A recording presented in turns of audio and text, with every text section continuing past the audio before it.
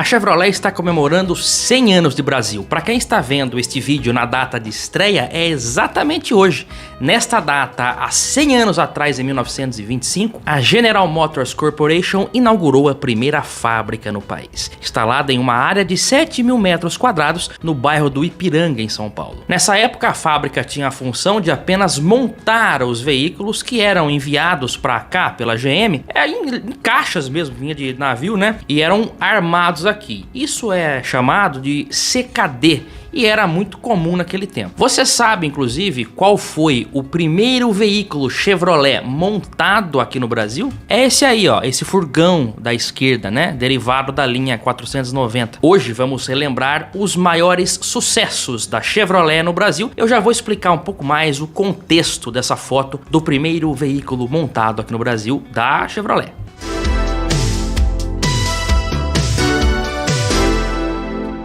Olá, amigos do canal PL, que bom que você tá aqui. Eu já fiz um vídeo há pouco tempo falando sobre os maiores fracassos da Chevrolet. Aliás, não foi só da Chevrolet, falei também da Fiat, Ford e Volkswagen, que eram as 4 principais marcas do Brasil até a abertura das importações nos anos 90. Se você está vendo esse vídeo, certamente você gosta de Chevrolet. E sabe o que cai bem no seu Chevrolet, que tem mais de 30 anos? A placa preta, agora 95, daqui a pouco vai ter Vectra B com placa preta, hein? O canal PL faz o certificado para você. Como? Entre em contato nesse telefone que está aparecendo na tela, conversa com meu parceiro Renan e nós do canal vamos até você para fazer o certificado e emplacar o seu carro com a placa preta de coleção. Curioso também analisarmos que a Chevrolet do Brasil, embora uma subsidiária da GM norte-americana, basicamente teve os seus principais sucessos, o seu norte, digamos assim, guiado mais pelo estilo europeu, né? Uma trajetória moldada pelo que a Opel alemã fazia. A maioria de seus modelos, inclusive, de grande sucesso, são justamente esses carros de origem Opel que nós vamos ver no vídeo de hoje. Como eu disse na abertura do nosso programa de hoje, aliás, se inscreve no canal se não for inscrito, porque aqui realmente nós trazemos histórias bem legais e o canal nosso não é feito com inteligência artificial não, viu? Porque eu vi um canal aí que faz vídeos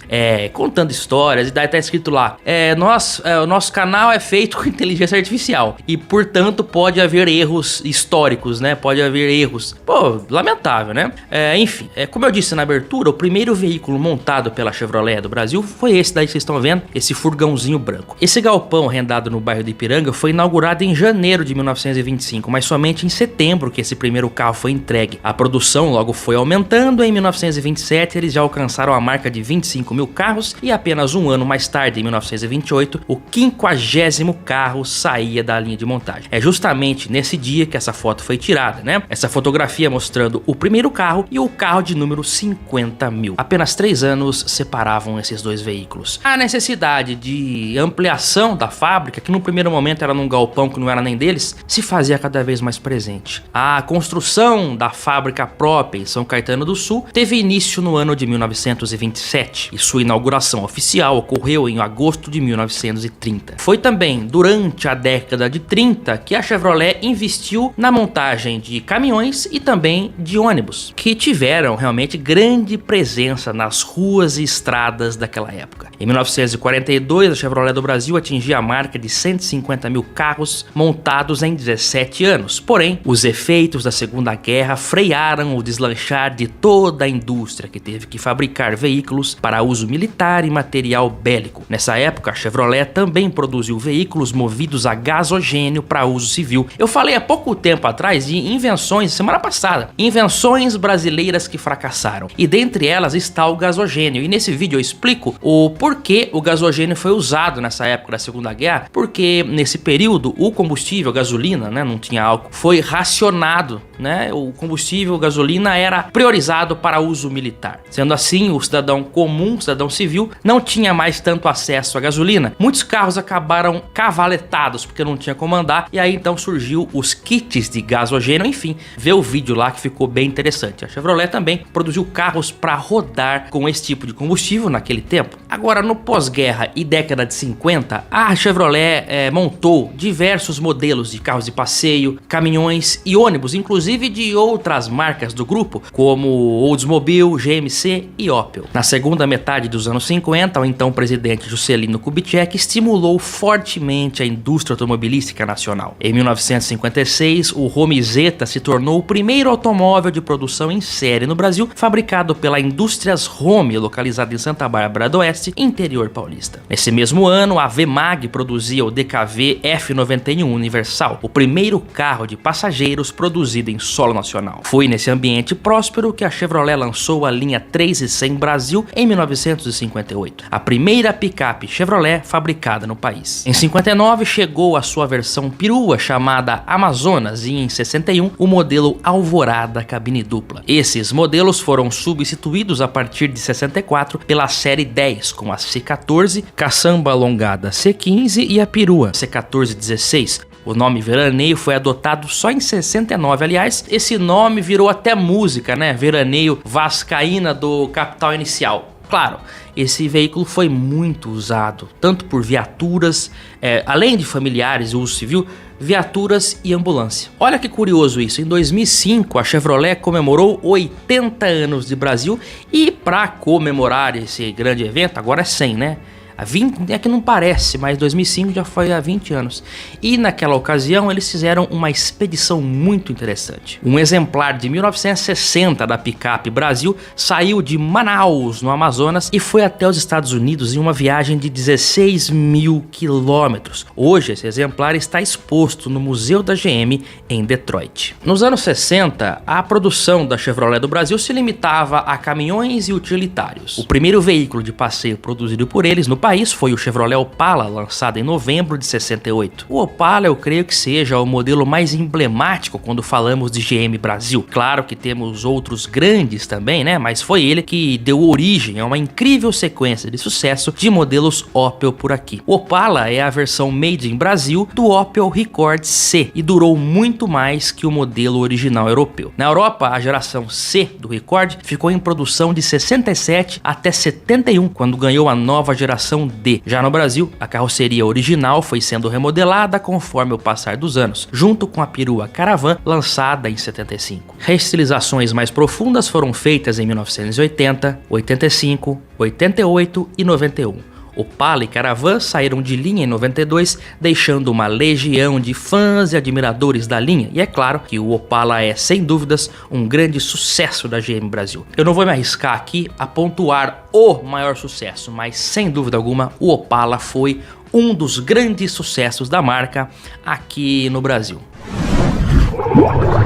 E olha só, né? Eu acabei dando uma ênfase já inicial no Chevrolet Opala, mas temos outro exemplar que tem uma história de sucesso tanto quanto ele. Em abril de 1973, a Chevrolet do Brasil apresentava o Chevette. Ele foi o segundo veículo de passeio da marca produzido aqui, bem como seu irmão maior e mais velho, ele também era um Opel. O sedã era a versão brasileira do Cadete europeu. O nome original não foi usado por aqui, pois na época eles não queriam associar o carro a uma patente militar. O Chevette foi lançado até antes da nova geração do Cadete chegar do outro lado do oceano. Curioso isso, né? Ele se tornou o grande sucesso de entrada da Chevrolet. A primeira reestilização chegou em 78, as derivações hatch e perua em 1980, mais reestilizações e a opção picape em 83. Foram mais de 1.600.000 carros vendidos em 20 anos de sucesso e fidelização de quem comprava Chevette. Ele foi também o primeiro 1.0 da marca antes da chegada do Corsa. Sem dúvidas, merece ser lembrado como um dos maiores sucessos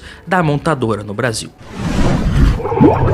Como eu disse, eu não irei pontuar nenhum modelo da lista como o maior sucesso. Porém, na minha humilde opinião, este título deveria ser dado ao Chevrolet Monza. Derivado do Opel Ascona, o carro mundial da GM foi lançado no Brasil em maio de 1982. Inicialmente só na carroceria hatch. Com a grande tampa traseira, ele já foi eleito o carro do ano em 1983 e as versões sedã de 4 portas e depois sedã 2 portas que foram lançadas nesse mesmo ano ano caíram de vez no gosto do brasileiro. Em específico, a configuração sedã duas portas se tornou a de maior sucesso da história do modelo. O Monza foi o automóvel líder de vendas no Brasil em 84, 85 e 86, um tricampeão, além de ser eleito o carro do ano mais 2 vezes em 87 e 88. O Monza moldou o gosto do brasileiro e se tornou sonho de consumo na sua época. Era símbolo de status para quem tinha um. A configuração mais vendida foi mesmo a de sedã duas portas, que foi produzida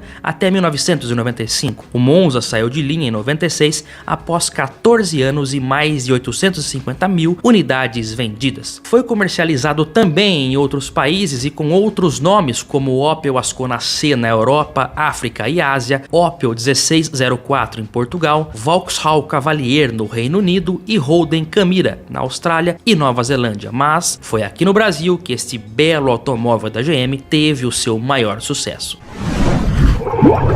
Outro grande divisor de águas, para a Chevrolet aqui no nosso país foi, sem dúvida nenhuma, o Corsa em 1994. Como todos já mostrados até aqui, ele também era um Opel e representou no Brasil o começo da mudança daquele estilo quadradão que havia até então para desenhos mais arredondados e fluidos. Quando ele foi lançado no finalzinho de 93, concorrentes como Gol, Escort e Uno ficaram velhos do dia para a noite e fizeram as outras marcas correrem atrás do prejuízo. O Corsa causou fila de espera e a prática do ágio, que é aquela onde você acaba pagando um valor a mais da tabela para poder pegar o carro. Pela tabela, um Corsa 1.0 custa $7.500. Quanto você pagou? $11 mil. Vale a pena pagar a mais por um carro popular? Será que por esse valor que você pagou a mais, você não compraria um carro de melhor qualidade, um Cadete, por exemplo? Eu sempre sou da opinião que mais vale um gosto do que um centavo no bolso. Então eu comprei e paguei ágio por ele. E em quanto tempo você recebeu o carro? Eu comprei numa agência, então foi pagar e tirar. Qual foi a agência que você comprou?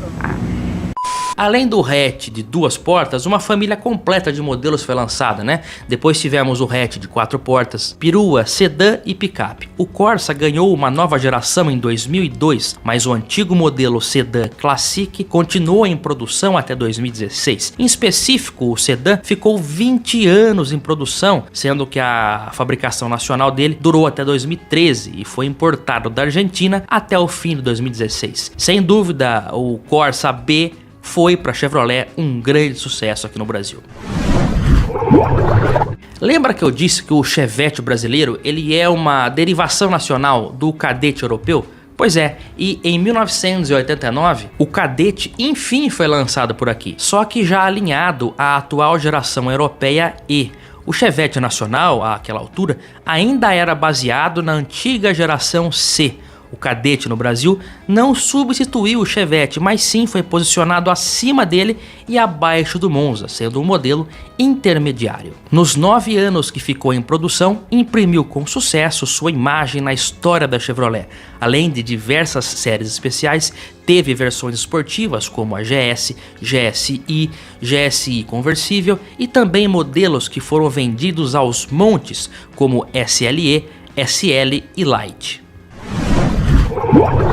Olha, se formos falar de luxo e sofisticação, nós temos que lembrar do Ômega. Ele chegou por aqui no final de 92, já com o modelo 93, para substituir o Opala, que estava saindo de linha. Esse carro elevou o padrão executivo a um novo patamar. Não devia em nada aos modelos importados que estavam entrando no mercado. Com uma farta lista de opcionais na versão CD e o motor de 3.0 litros de 6 cilindros, que depois foi sucedido pelo antigo 4.1, o Ômega virou o preferido entre executivos e políticos da época. Foi produzido junto com a sua versão perua chamada Suprema até 1998 e somaram juntos mais de 93 mil carros. Com o fim da produção nacional, a GM trouxe o Holden Commodore de fora e o vendeu como novo Ômega, porém o nome nunca mais atingiu o sucesso do modelo nacional.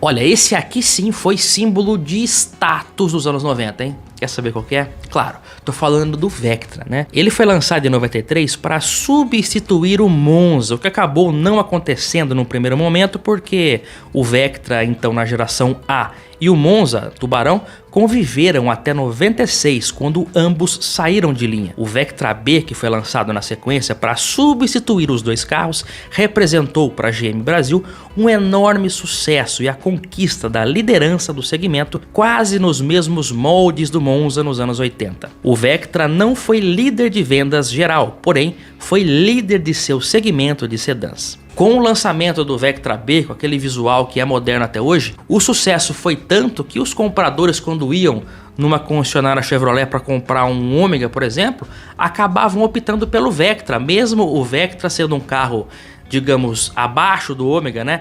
Tração dianteira, não era tão sofisticado quanto o Ômega, podemos dizer assim, mas o desenho dele era tão moderno que ele acabava fazendo mais sucesso, né? O Vectra B foi objeto de desejo, sonho de consumo de toda uma geração no final dos anos 90. Eu lembro mesmo, eu tenho essa memória, que o Vectra era um carro de grande status. Depois, nos anos 2000, no ano 2000 ele teve uma reestilização, ficou mais quadrado, para-choque, teve uma mudança na lanterna traseira e também na tampa. Foi produzido na carroceria B até 2005, depois da série Collection de despedida, foi lançado o Vectra C, que na verdade é uma versão europeia do Opel Astra, né? Mas de fato colocaria aqui o Vectra B como um dos grandes sucessos da GM do Brasil. Você nota que todos os veículos que eu citei até aqui são de origem Opel. Então provavelmente, se você gosta de Chevrolet, você gosta de Opel, né? É claramente essa relação. Agora vamos citar um que não é Opel. Estou falando do projeto Arara Azul, que resultou no ano 2000 no lançamento do Celta, né? O que a GM queria aqui era um veículo mais simples e espartano que desse uma boa margem de lucro. Nessa época, os carros de entrada, os famosos peladões, ainda eram vendidos pelas montadoras. Economia de combustível e racionalidade faziam parte das propostas do Celta. O modelo fez grande sucesso, vendendo mais de 1,5 milhão de unidades nos 15 anos que ficou em produção. Saiu de linha em 2015 e foi substituído em partes pelo Onix Joy. Hoje em dia as montadoras parecem ter abandonado mesmo as opções de entrada, focando mais em carros mais caros com a maior margem de lucro. O próprio Onix, né, que está aí até hoje, é um exemplo também, um exemplo de grande sucesso mais recente da Chevrolet, lançado em 2012, olha como passa, já são 13 anos, né? O modelo passou por uma reestilização em 2016 e ganhou uma nova geração em 2019. Agora parece que essa atual geração deve receber mais um retoque visual. O Onix figurou, né, entre os mais vendidos, foi o mais vendido por um tempo e é o campeão de vendas da Chevrolet atualmente, né? Falando em carros que não são de origem Opel e também representam um grande sucesso para a Chevrolet, eu posso citar aqui dois exemplos, que é a série 20, que substituiu com êxito a C10, aquelas caminhonetes mais antigas, a D20, A20, C20, substituíram com grande êxito e foi também um enorme sucesso para a Chevrolet no Brasil. E a S10, lançada em 95, se tornou a primeira opção intermediária, porque até 95 você tinha ou as picapes grandes, né, D20, F1000, ou picape derivada de carro de passeio, Pampa, Saveiro. A S10 inaugurou no país aquele segmento de picapes intermediárias e foi um enorme sucesso, né? Deu origem depois a Blazer, ela foi lançada com o motor 2.2 do Ômega, mas também teve aquela versão a 2.8 diesel, que é a mais procurada, e teve a versão V6, o Vortecão, né, motor Vortec. Realmente a S10 e Blazer representam também um enorme sucesso para a Chevrolet e foi vendido por anos a fio. A S10 está aí até hoje, né? E agora a Blazer, que foi relançada como Trailblazer e depois agora parece que chegou, parece não, chegou em modelo elétrico. Agora sim, pessoal, por fim, não temos um modelo de carro específico, mas um motor, um powertrain, que inclusive equipou muitos desses veículos que apareceram na nossa lista. Estou falando dos motores GM Família 1 e 2, né? Inclusive o 2 chegou no Brasil primeiro que o Família 1. Aqui, o motor GM Família 2 estreou em 1982, ainda na versão 1.6. O propulsor de 1.8 litros chegou no ano seguinte, em 83, e fez grande sucesso. Os motores Família 2 são esses mais antigos e com a litragem maior, que saíram no Monza, por exemplo, o 2.0 a partir de 87, 2.2 que equipou Ômega, Blazer, S10 e até o 2.4, que é o bloco ali de maior litragem que existiu do GM Família 2. O famoso motor 2.0 de 140 cavalos, Família 2 também, adotado a partir de 2009, durou até 2011 no Astra e Vectra e saiu de linha junto com a Zafira em 2012. O último veículo a usar o motor Família 2 no Brasil foi a S10 em 2016 com o bloco 2.4. O motor Família 1 foi lançado pela Opel lá na Europa em 1982, mesmo ano que o Monza foi lançado aqui, mas o Monza não usou o Família 1 nesse primeiro momento, nem nunca, sempre foi o Monza no caso, o Família 2. O motor Família 1 só chegou no Brasil bem depois, em 1994, no Corsa. Além de algumas diferenças técnicas, como posição do filtro, respiro de óleo e acesso para a válvula termostática, o Família 1 tem um bloco menor. Foi produzido nas cilindradas de 1.0 litro, 1.4, 1.6 e 1.8. É esse motor aí, Família 1, que a Fiat usou inclusive no Palio 1.8R, Palio 1.8 normal também, Palio Weekend Locker, Siena, entre outros modelos. É um 1.8 diferente daquele antigo 1.8 do Cadete, né? Às vezes as pessoas se confundem o 1.8 Família 1 com o Família 2, mas como eu disse, você consegue diferenciá-los por algumas características técnicas que eles têm de diferente. E sabe o que é interessante? Esse motor Família 1 está em produção até hoje pela Chevrolet. É um motor usado pela Spin, né? Motor 1.8. Esse motor também, na cilindrada de 1.4, também foi usado pelo Onix por um tempo, não nessa geração atual, mas na mais antiga. E é um motor que está em produção até hoje, são mais de 30 anos de produção, nem o motor AP teve uma trajetória tão longeva no Brasil. É claro que ele foi passando por algumas alterações para atender ali questões de emissão e tudo mais, mas é o mesmo motor que está aí desde 1994. Claro que quando ele chegou por aqui em 94, ainda só como 1.0, depois ele foi crescendo e ganhando aperfeiçoamentos, mas a mesma essência que está ali, e o pessoal chama de Monza Tech, mas na verdade o motor do Monza era o Família 2, né? A 2.0, que como eu disse, deixou o mercado em 2012 na Meriva. Esse motor é muito cultuado, principalmente a partir de 2009, né? Que ele passou a render de 127, passou para 140 cavalos.